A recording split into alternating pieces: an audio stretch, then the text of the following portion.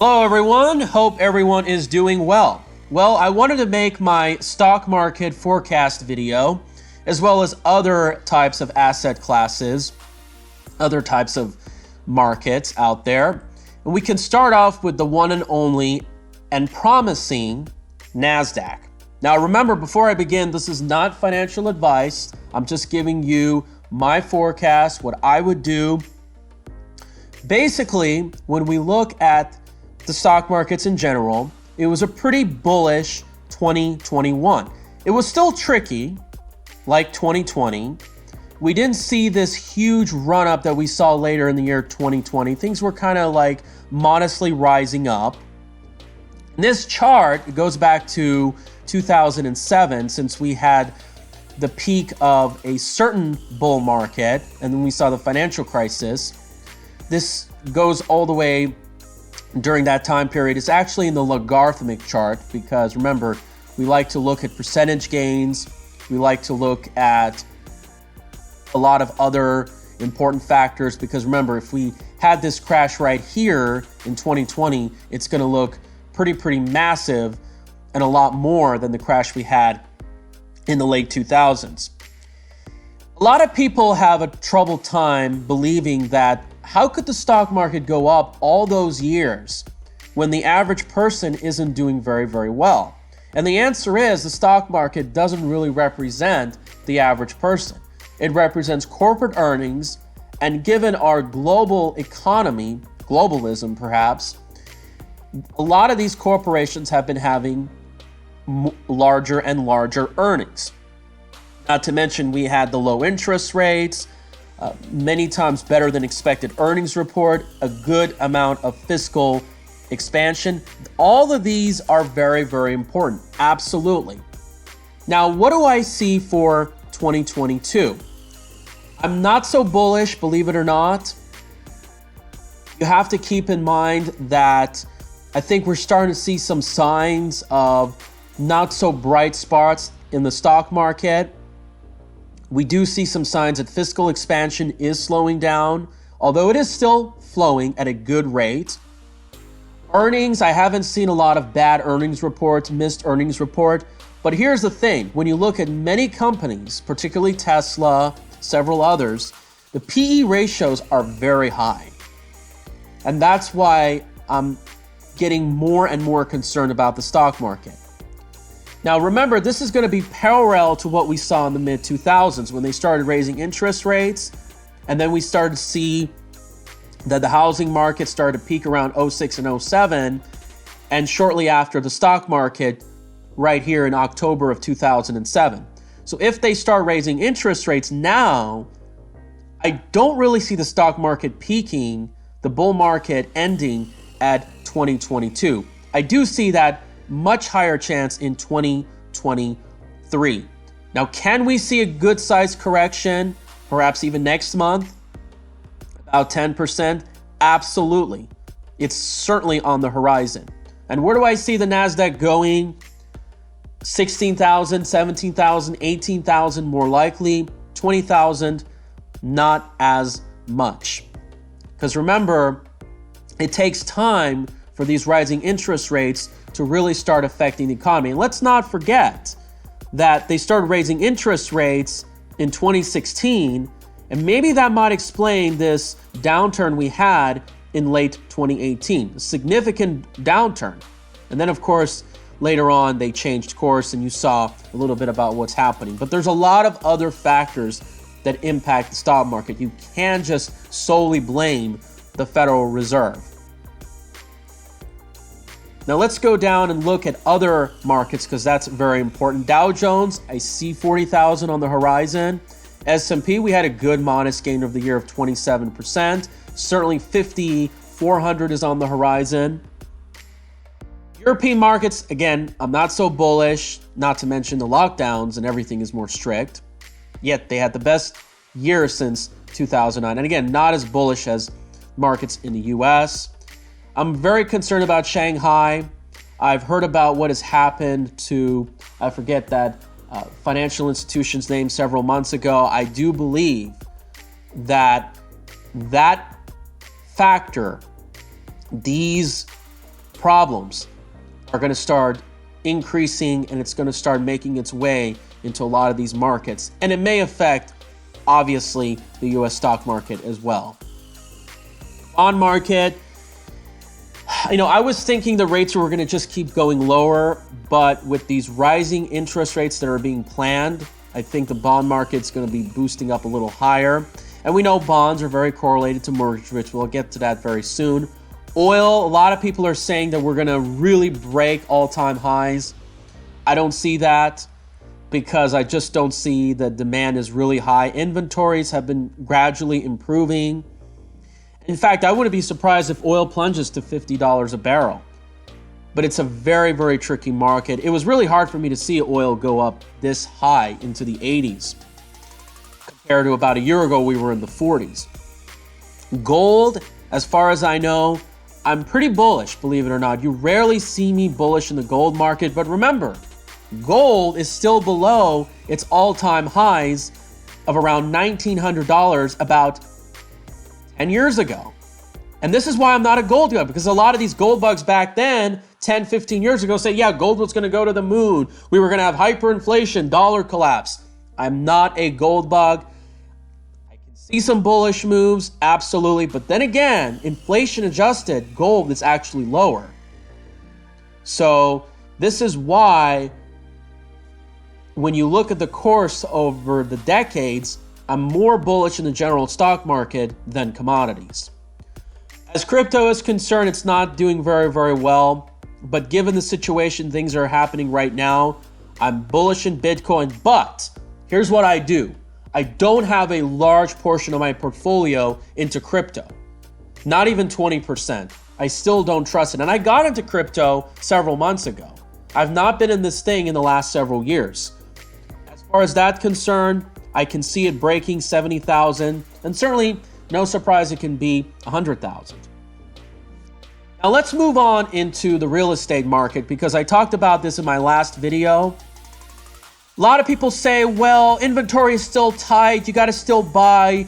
It's never going to come down. Mortgages are different than they were several years ago. But we're seeing the long-term effects of the forbearance, and a lot of homes are being released in the market. And now we're seeing a more moderate, normal supply into the housing market.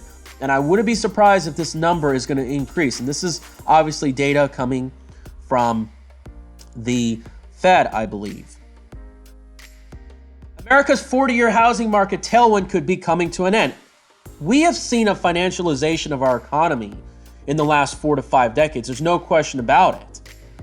And in addition that we have been allowing this expansion of credit, extra consumption, look at the median size of home increasing over time with these McMansions. We are seeing this constant boom and bust cycles. The next boom, we have lower mortgage rates.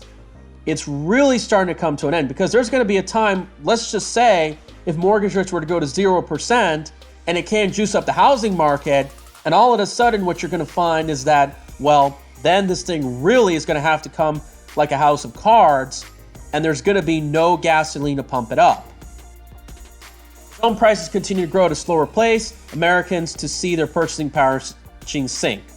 They won't be allowed for lower mortgage rates to bail them out. Yeah, I guess that was kind of the secret bailout for the average people, like we saw about 8 to 10 years ago. In August, nominal home prices rose about 21%, marking the third straight month where home price appreciation was a record. That outweighed the 3.5 increases in home buying power due to lower mortgage rates and improved income. Even though affordability has worsened, home prices adjusted to reflect America's home buying power, still about 38% below the 2006 peak during the last housing boom. And I believe that this other channel called, Reventure something consulting, he says that if you look at a market like Las Vegas, even though home prices are going high, the mortgages as percentage of incomes as they were in 2006 is still lower. That's one thing to keep in mind. However, the shift in the housing market could make it harder for people to buy homes. He noted since the 1980s, the 30-year fixed mortgage rates has trended downwards. That's been adding a lot of air into the housing markets, and one of the important factors of purchase and refinance activities in the last 40 years. Average mortgage rates won't stay as low as they are today forever, and as they rise, the decades-long housing market and mortgage market tailwind will turn into a headwind. And yes, this will affect the stock market too and the overall economy. Remember, this is what sort of has been keeping, or a lot, I guess you can point out, depending on where you are, the economy on life support. And as mortgage rates have drifted lower in the last several decades, borrowers have seen their purchasing power increase. Higher housing market turnover, more sales as a percentage of housing stock, refinancing activity. But that's likely to change. The expectation across the housing industry that as mortgage rates will increase, particularly the Federal Reserve stopped purchasing mortgage-backed securities as part of their efforts to stimulate the economy and COVID-19 pandemic. Yeah, well, that's what they were doing. They kept buying up the mortgage-backed securities. We saw that with the lower mortgage rates of 2019 and 20, after they sort of had a peak in late 2018 and 19, and then we saw home prices start to boost up. Because remember, if you look at Las Vegas home prices, they were slowing down in 17 and 18. The MBA estimates that a 30-year fixed mortgage will rise to 4% in the end of 2022. Yeah, that can make a huge dent in the housing market, and they will average 4.3 interests. Other economists say 3.4%, but either way, they won't be able to rise on falling mortgage rates, and they won't be able to bail them out. Because remember, eventually, I guess the flavor is, I guess you can call it, is going to start running up dry. It's not going to be so much of a frenzy as we used to. They won't stay as low as they are forever as they rise. Decades-long housing and mortgage markets tailwind into a headwind. Rising mortgage rates will diminish home buying power, and a lot of things will change. Median size of new homes. If you look at millennials, baby boomers are going to more selling their homes. Absolutely. For a household that makes an income of around $70,000 and 5% down payment saved, the interest rates from around 2.0 to 3.2 at the end of 2021 roughly equate to 21,500 reduction in home buying power. If the rates were to hit 3.7, they were to see the home buying power drop about 50,000. But there is a silver lining. Mortgage rates are rising in large part because the economy is beginning to rebound. And we could see some wage growth, although we don't have a lot of factors that would lead to wage growth. Has our trade policies have improved dramatically? Not a whole lot. Do we have an immigration policy that is helping? Not a whole lot. Do we have more effective unions and better wage policy? Not so much. This is why wages have been barely getting anywhere significant in the last 50 years. Rising household income limits the negative impact of housing rates will have on home buying power. Rising interest rates will lower affordability, but rising household incomes may mitigate that impact. Well, not so much, because it didn't do that necessarily in the last housing boom cycles of the 2000s and late 80s. It just didn't happen because a lot of this is absolute credit. And keep in mind, there's a lot of other factors that could affect home prices, such as aging population and not enough younger generations to pick up the homes, slower population growth, although it all depends on immigration.